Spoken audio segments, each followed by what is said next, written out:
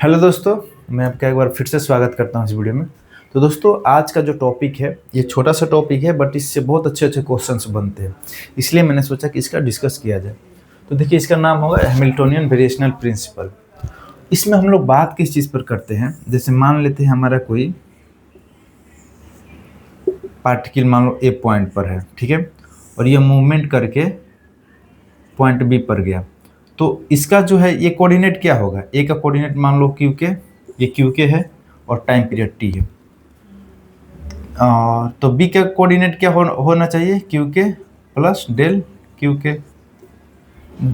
Del Q के हम इसमें मूवमेंट एज्यूम करते हैं।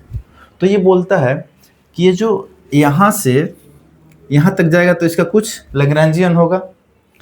तो ये यहाँ से वहाँ जाने के लिए कौन सा पाथ लेगा, ये लेगा, ये लेगा, या फिर ये लेगा, या फिर ये लेगा। इस तरह से इन्फिनिटी पाथ हो जाएंगे, ठीक है।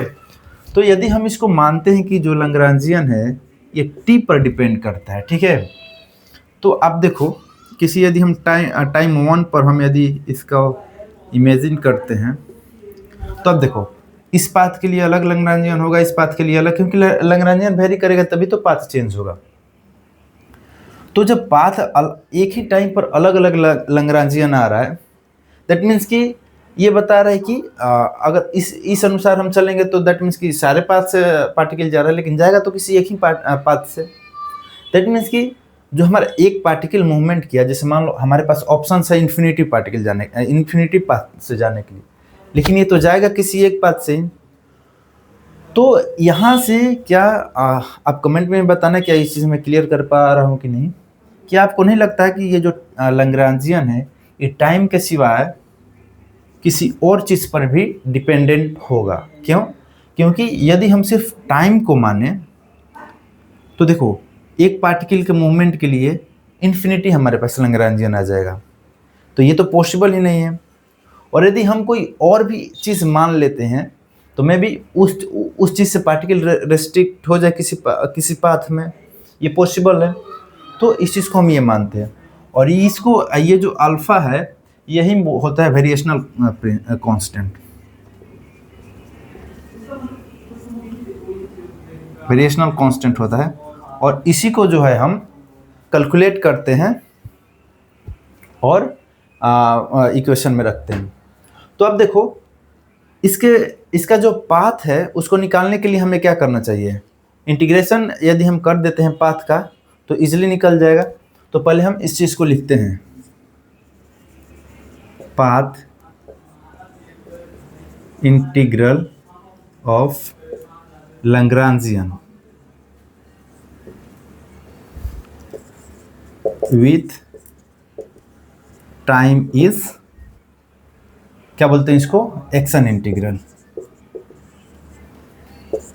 इसको बोल देंगे हम एक्शन इंटीग्रल। लेकिन इसके बाद एक और प्रॉब्लम आएगा, उसको हम इसके बाद डिस्कस करेंगे। तो जैसे इसको हम एस से डिनोट किए, और हम क्या कर रहे हैं, ए से बी इंटीग्रेट कर रहे हैं, किसको, एल डी टी को हम इसको कर दिए। लेकिन अगेन हमारा जो ये पाथ है ए से बी में, तो हमारा इन्फिनिटी पाथ है, तो हम इसमें कौन सा पाथ लेंगे। तो इस चीज़ के लिए हम क्या करना होगा, तो आप देखो,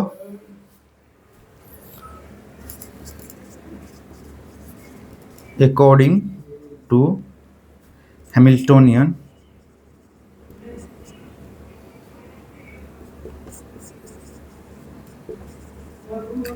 variational principal,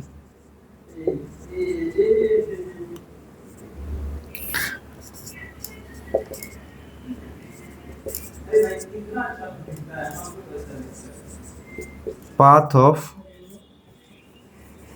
particle should be extremum. Extremum मतलब या तो मैक्सिमम पाथ होना चाहिए या तो मिनिमम पाथ होना चाहिए। तो जैसे ये हमारा मान लेते हैं ए से बी है एल डी टी, तो इस चीज़ से हमें दो चीज़ क्लियर हो गया। या तो ये पार्टिकल, अब जैसे देखो मान लो हमारा कोई दो पॉइंट है, तो कोई देगा कि 2 पॉइंट में, जैसे मान लो हम एक क्वेश्चन मान लो हम बताते हैं कि कोई पार्टिकल पॉइंट ए से पॉइंट बी तक मूवमेंट करती है, तो मूवमेंट में ये सबसे शॉर्टेस्ट जो है वो डिस्टेंस कवर करती है। तो सबसे शॉर्टेस्ट डिस्टेंस क्या होता है? स्ट्रेट लाइन दो पॉइंट के बीच में।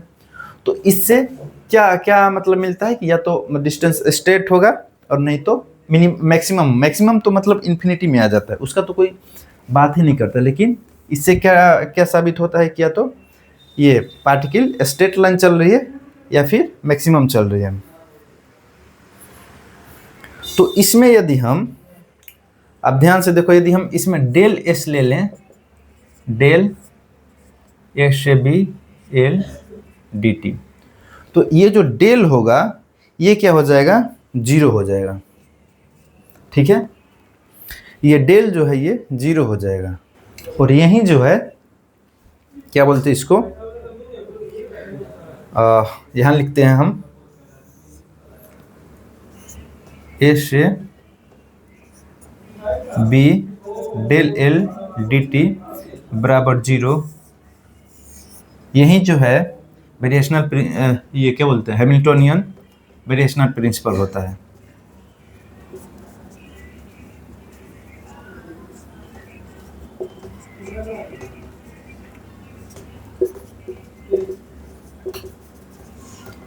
इसको हम ये भी सॉल्व करेंगे, एक एग्जांपल भी सॉल्व करेंगे। और it follow Euler Lagrange equation. तो आयलर लैग्रांज इक्वेशन हमारा क्या था? D by D T dough L by dough Q dot minus dough L by dough Q. इसके लिए लिखेंगे तो हाँ, Q K dot minus Q के बराबर 0। तो इस चीज़ को ये फॉलो करेंगे। तो इस तरह से हम क्या करेंगे, लैग्रांजियन पहले ये फंक्शन निकाल लेंगे और फंक्शन को हम आयलर लैग्रांज इक्वेशन में हम ये करा देंगे, सेटिस्फाई करा देंगे। तो यहाँ से हमें जो है हमारा जो अल्फ़ा का वैल्यू निकालेंगे और उस तरह से हम इसको बनाते हैं। तो हम एक एग्जांपल लेते हैं यहाँ पर और देखते हैं कि हम बोलना क्या चाहते हैं। देखो ये क्वेश्चन है, the surface of revolution of curve, ठीक है, between 2 points is such that it's area should be minimum. जैसे कि मान लो ये हमारा एक, हम इसको ये हम एक रोप है और हम इसको ऐसे घुमाते हैं, ठीक है। तो ये 2 पॉइंट के बीच में क्या हो रहा है, एक सरफेस बन रहा है, एक कर्व सरफेस बन रहा है, ठीक है। तो ये बोल रहा है कि रिवोल्यूशन उस प्रकार होना चाहिए कि जो कर्व का एरिया है ये मिनिमम होना चाहिए। तो हम थोड़ा सा इसको देखते हैं कि हमारा कर्व ये बन कैसे रहा है। कुछ हमारा इस तरह से ये कर्व बन रहा है ऐसे ऐसे घुमाने पर। तो मान लेते हैं इसका जो हमारा लेंथ है ये एल है, ठीक है। और हम इसमें एक छोटा सा एक स्ट्रिप हम काटते हैं और इसका रेडियस हम x मान लेते हैं, ठीक है, एक रेडियस x कर्व का। और इसका जो स्ट्रिप का जो लेंथ है हम छोटा सा dl ले लिए, ठीक है। तो एक चीज़ आप देखो, dA जो हमारा होगा ये क्या हो सकता है, 2 पाई x, ये तो हमारा सर्कमफ्रेंस हो गया। और इसमें हम dl से जो मल्टीप्लाई कर देंगे तो ये हमारा हो जाएगा dA, इसका एरिया हो जाएगा, ठीक है। तो जब हम इसका एरिया ये लिख देंगे तो हम यहाँ क्या कर सकते हैं, पहले dl निकाल लेते हैं, ठीक है। देखो l क्या हो जाता है, एक्स आई कैप प्लस वाई जे कैप। तो dl क्या हो जाएगा, dx आई कैप प्लस dy जे कैप, ठीक है। तो सॉरी dl, और इसमें हम ये हमारा वेक्टर है। तो यदि हम dl का मैग्नीट्यूड लेंगे तो dx square plus dy square under root, ठीक है। और एक हम क्या करेंगे, इसमें dx बाहर निकालेंगे तो 1 प्लस dy ओवर dx का होल स्क्वायर अंडर रूट, और यहाँ बाहर आएगा तो dx। अब इसको हम y डैश लिख देते हैं थोड़ा शॉर्ट करने के लिए। वाई डैश का square under root D X D L बराबर। तो अब हमारा क्या है, ये डी ए अब हमारा क्या हो गया, डी ए बराबर हमारा हो गया 2πx 1 plus Y dash square और डी एक्स, ठीक है, डी एल की जगह डी एक्स। तो ये हमारा हो गया एरिया डी ए, इसका डी ए हो गया। अब हमें क्या करना था वहाँ लिस्ट मास एक्शन में क्या करना था कि हम एक एस लेंगे, देखो एस लेंगे और इसको हम अपना वेरी कराएंगे। अभी हम लिमिट छोड़ देते हैं, ठीक है।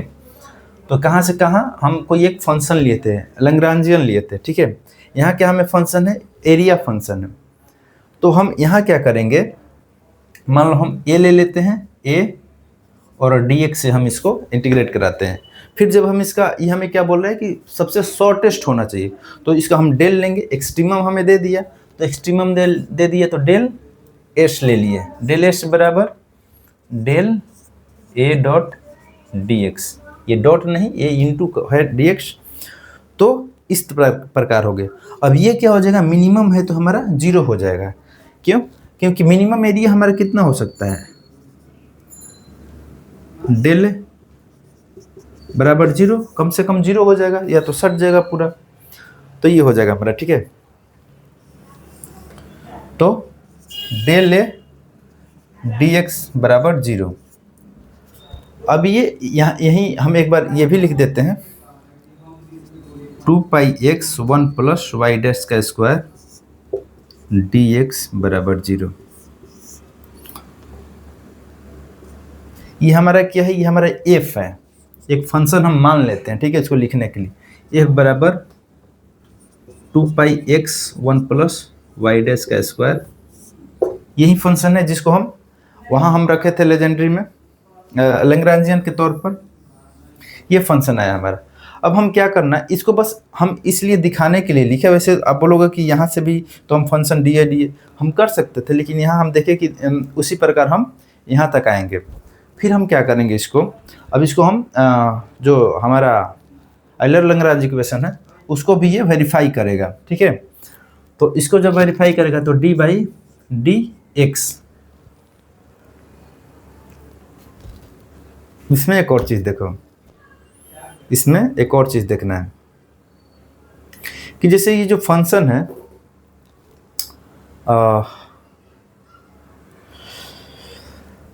ये जो फंक्शन है, कोई भी एक फंक्शन है, वो किस चीज़ पर डिपेंड करता है।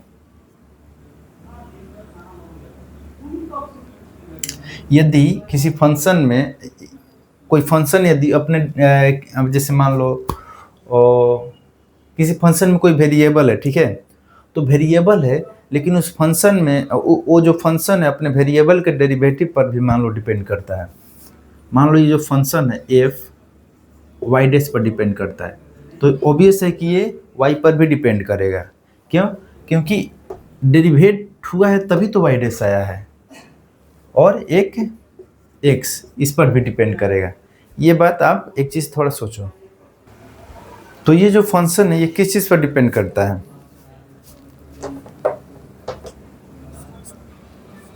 एफ बराबर एफ वाई वाई डैश और एक एक्स पर डिपेंड करता है।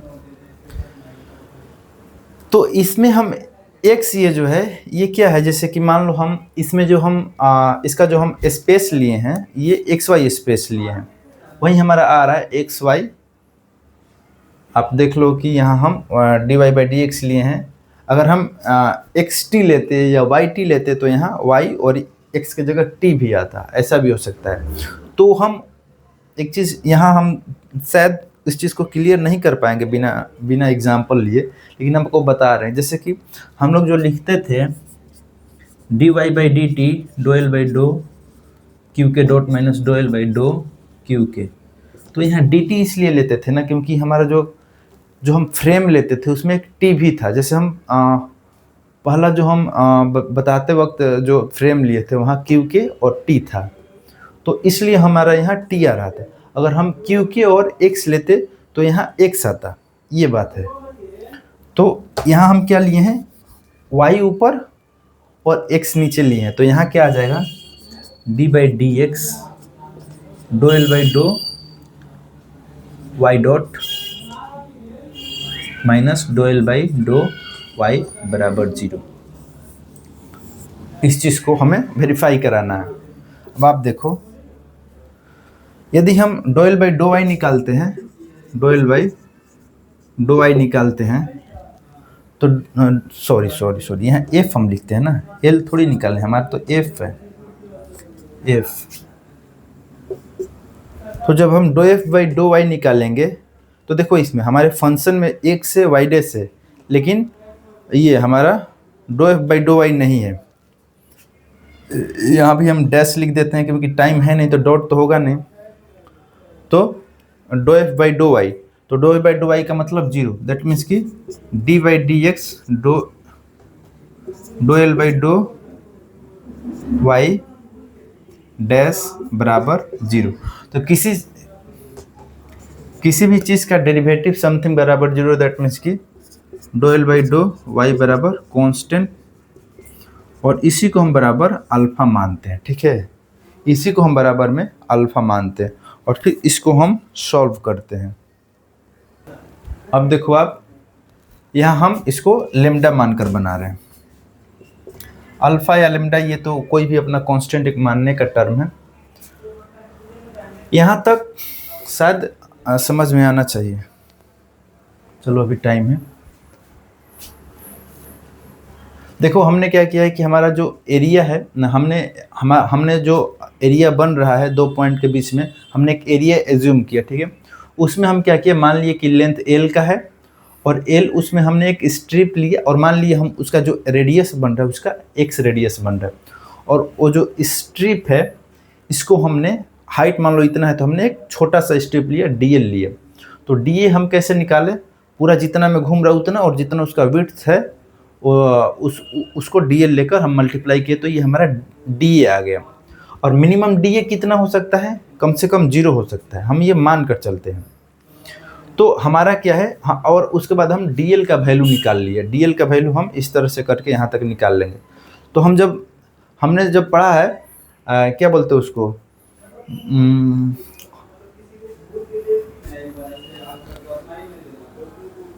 Action integral. जब हम इसका एक्शन इंटीग्रल निकालेंगे तो इस प्रकार से लिखेंगे। ठीक है, पूरे पाथ पे इसका जो हम इंटीग्रेशन करेंगे, तो फिर जब इसका हमें पता है कि हमें कोई ना कोई एक्सट्रीमम लेना है, तो एक्सट्रीमम लेना है, लेकिन हमें दिया है कि कम से कम मिनिमम आपको लेना है। तो एक्सट्रीमम में हम क्या लिए, मिनिमम लिए, तो कम से कम हमारा एरिया क्या हो गया, 0 हो जाएगा, तो पूरा सिस्टम 0 हो जाएगा। तो दैट मीन्स कि 0 हो गया। अब हमारा डी ए कितना है, ये वैल्यू है। अब हम इसको क्या किए, इसको एक फंक्शन मान लिए, डेरिवेट लिखने में थोड़ा अच्छा लगेगा, इसके लिए फंक्शन मान ली। और ये हमारा फंक्शन किस चीज़ पर डिपेंड करता है, वाई डैश और एक्स पर। एक्स क्या है, एक एक्स वाई हमारा स्पेस है जो हम लिए हैं, और इस तरह से हम इसको आइलर-लैग्रांज इक्वेशन लिख देंगे। फिर आइलर-लैग्रांज इक्वेशन को हम फंक्शन से वेरीफाई कराने की कोशिश करेंगे। ये 0 हो जा रहा है, तो इतना बराबर भी 0 ही होगा, तो ये हमारा कांस्टेंट आ गया। तो अब हमारा ये D L by D Y dash बराबर कांस्टेंट लेमडा। तो हम यहाँ एफ,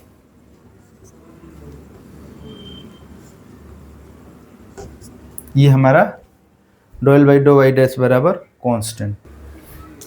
अब इसको आप फंक्शन को एक बार do F by dough Y dash से जब आप डेरिवेट करोगे यहाँ पर, तो इसका क्या होगा, 2 पाई एक्स तो बाहर आ जाएगा, और ये फिर डेरिवेट होगा तो by 2 under root 1 plus Y dash का स्क्वायर इंटू 2 वाई डैश, यहीं आएगा। 2 से एक 2 खत्म हो जाएगा बराबर लेमडा, 2 से एक 2 खत्म हो जाएगा, तो 2 pi X Y dash over 1 plus Y dash का स्क्वायर बराबर लेमडा। यहाँ तक दिक्कत नहीं होना चाहिए कोई भी। अब देखो 2 pi X Y dash by 1 plus Y dash square under root बराबर लेमडा, ये भी अंडर रूट में ही है। तो हम क्या करेंगे, इसको स्क्वायर कर देंगे, तो Y dash square over 1 plus Y square बराबर lambda by 4 pi square X square, इसको इधर भेज दिए। अब हम वाई डैश को एक तरफ करने का कोशिश कर रहे हैं, तो वाई डैश स्क्वायर बराबर लेमडा स्क्वायर बाई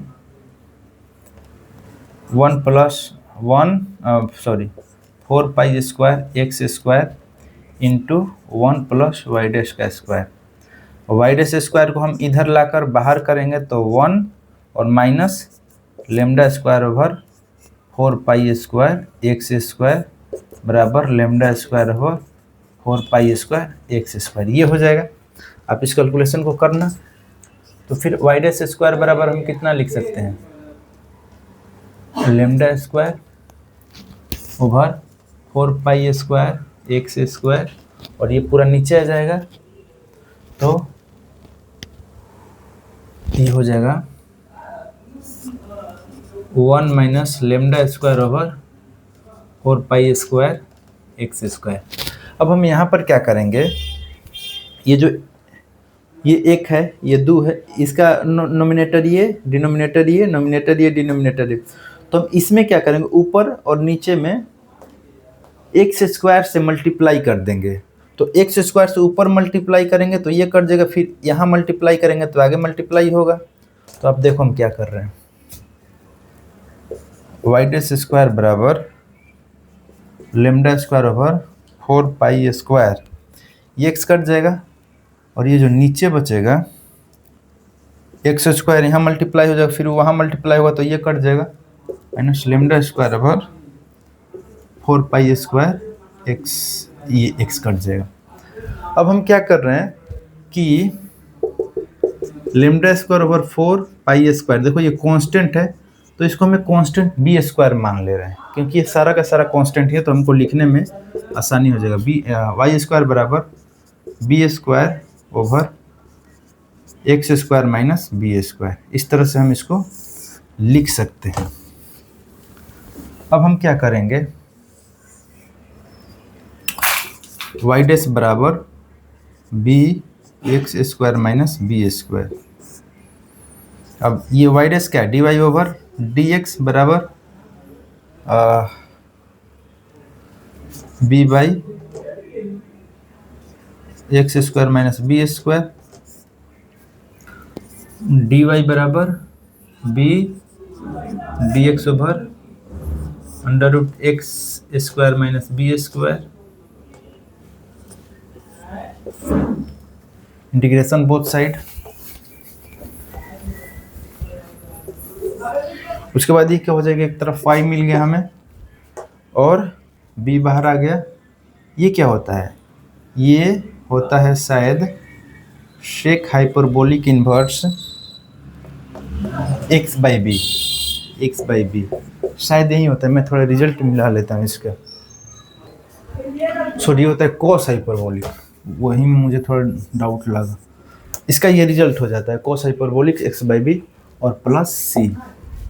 तो ये हो गया हमारा। अब हम क्या करेंगे, x का वैल्यू निकाल देंगे, तो c को इधर भेजेंगे y माइनस सी, फिर b को नीचे बाई बी बराबर cos hyperbolic inverse x by B. अब कॉस उधर कॉस हाइपरबोलिक इन्वर्स इधर आएगा, तो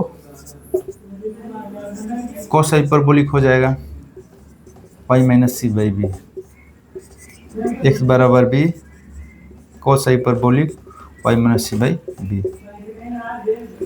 तो इस तरह से इसको हम सॉल्व करेंगे।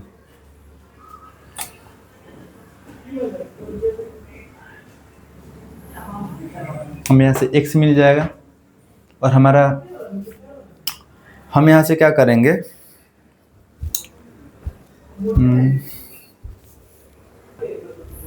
तो इस तरह से हम इसको सॉल्व करेंगे। बाकी यदि कोई मिस्टेक होगा तो आप बताना हमको कमेंट में। मिलते हैं हम अगले वीडियो में।